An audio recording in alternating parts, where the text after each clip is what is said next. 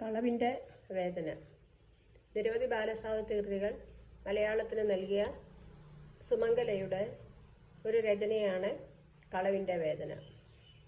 സത്യത്തിൽ പ്രചോദിതരായി ആർജവമുള്ള ജീവിതം നയിക്കാൻ കുട്ടികളെ പ്രേരിപ്പിക്കുന്ന ഒരു കഥയാണിത്. ഒരവധിക്കാലത്തെ വീശു അച്ഛനും ഒരു യാത്ര പോവുകയാണ്. അവർ ഗ്രാമത്തിൽ കൂടിയുള്ള ഒരു ട്രെയിൻ യാത്രയിൽ ആ ട്രെയിനിൽ വെച്ച ഒരു സ്ത്രീയെയും ഒരു പുരുഷനെയും പരിചയപ്പെടുന്നുണ്ട്.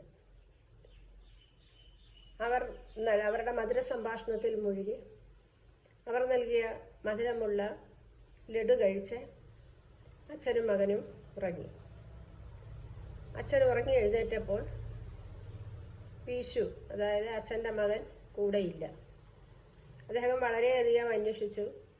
അവസാനം തൻ്റെ മകനില്ലാതെ തൻ്റെ വീട്ടിലേക്ക് തിരികെ പോകേണ്ടി വന്നു.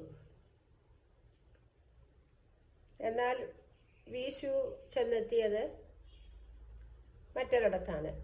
വീശു ഉറക്കമെഴുന്നേറ്റപ്പോൾ യാതൊരു പരിചയവുമില്ലാത്ത ഒരു മുറിക്കകത്ത് താൻ ഇരിക്കുന്നതാണ് വീശു കാണുന്നത്.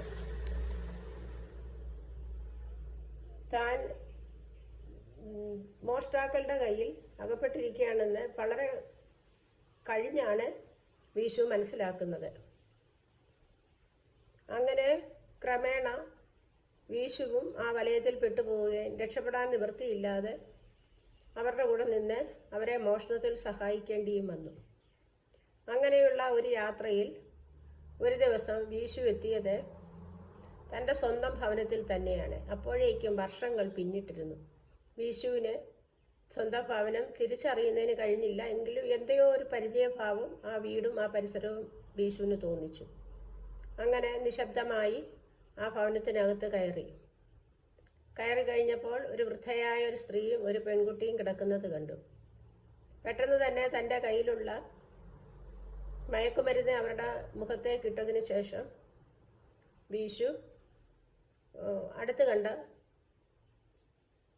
ടേബിൾ ലാമ്പിൻ്റെ വെളിച്ചത്തിൽ ഇരിക്കുന്ന ബുക്കിൽ ശ്രദ്ധ പോയി.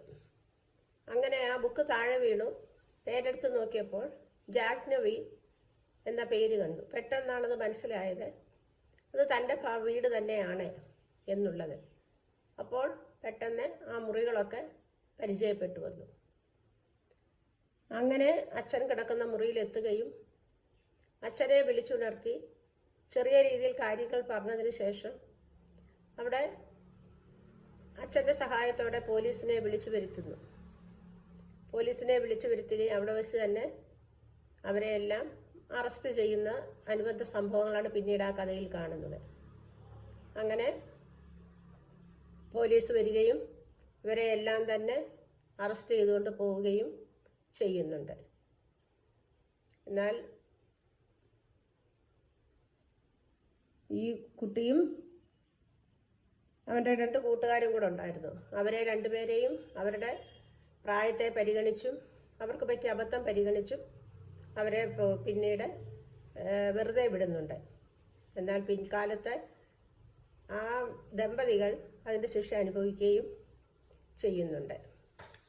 ഈ കഥയിൽ കൂടി സത്യത്തിൽ മാർഗത്തിൽ പദമുറപ്പിച്ച് സധൈര്യം മുന്നേറാൻ കുട്ടികൾക്ക് പ്രചോദനം നൽകുന്ന ഒരു കഥയാണിത്.